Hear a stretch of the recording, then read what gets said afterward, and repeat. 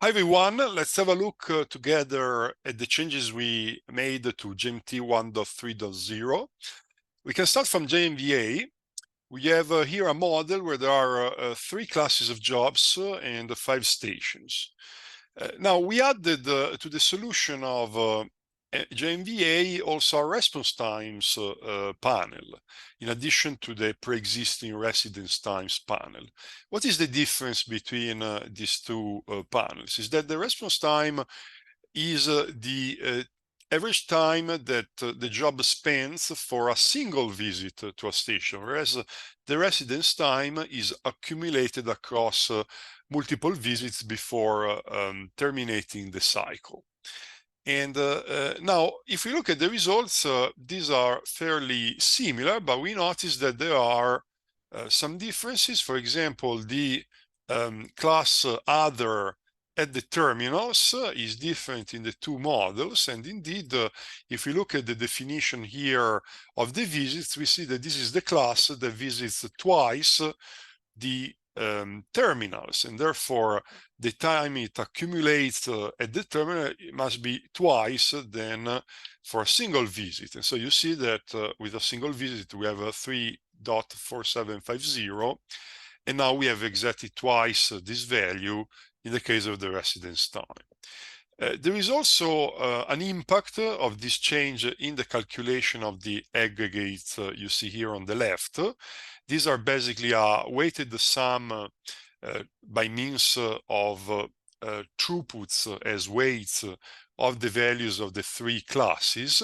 What happens is that if you take all the values in the column of the residence time, their sum is going to match precisely the system response time, so the end-to-end response time, which involves the job cycling and visiting possibly multiple times some stations.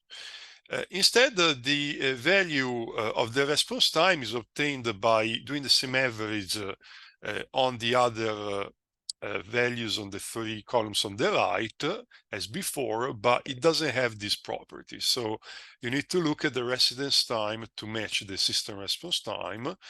And this is particularly visible also in the case of the aggregate of disk B, where the 0 here, because there are no visits of that class, impacts quite a lot in the value you see for this aggregate between the 2 cases of response time and residence time.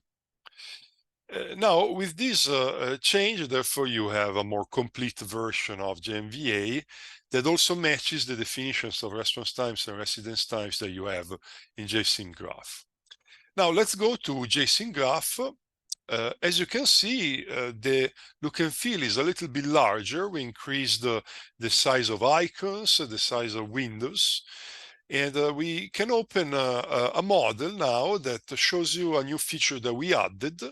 So if we click on this queue, this is a simple FCFS queue, and we go to the server section, it's interesting to look at the advanced features. We already had deadlines and switchover times. What we added are 2 new advanced features, server types and job parallelism. Server types means that for each incoming class, we can select which of the servers of this queue can process that class. So in this case, we have 3 classes, and we have decided that server 1 can only process the first 2 classes, whereas server 2 can process class 3, but also class 2. So you see that class 2 can be processed by both servers, whereas class 1 and class 3 are gonna remain in the buffer until a server of their compatible type becomes available. And so in total, we have 3 servers. You see this matches the value here, and if we increase by 1, the value here is going to change as well. And so this allows us to differentiate the behavior of the servers. We can also change the name of these server types. And And as you can see, there is a scheduling policy assigned to service type. What does it mean? It means that if there is a choice between different service types, this choice is made using this scheduling policy. So for example, class 2 might have a choice between a server of type A or a server of type B. Under Alice is going to take the server that has been longest idle. Now, what you can see is that it's also possible to assign different service time distributions to the different service types. And so you can have a heterogeneous service type at the station. And this can be enabled or disabled using this checkbox in the service time window. Concerning the job parallelism, we can require that jobs of different classes take at a minimum the number of servers that you see specified on the right. So a job of class 2 must use two servers simultaneously. So if there is a single server that is idle, this job is not going to start service. It needs at least two idle to start its service. And now, if we go to the definition of the performance indexes, what we can see is that there is also the possibility to indicate performance measures specific to a given service type.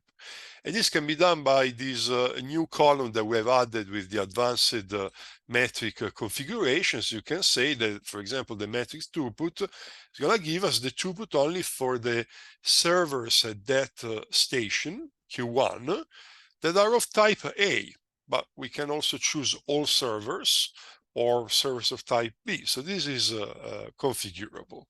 And then when you write the simulation, you're going to see the results for the different server types.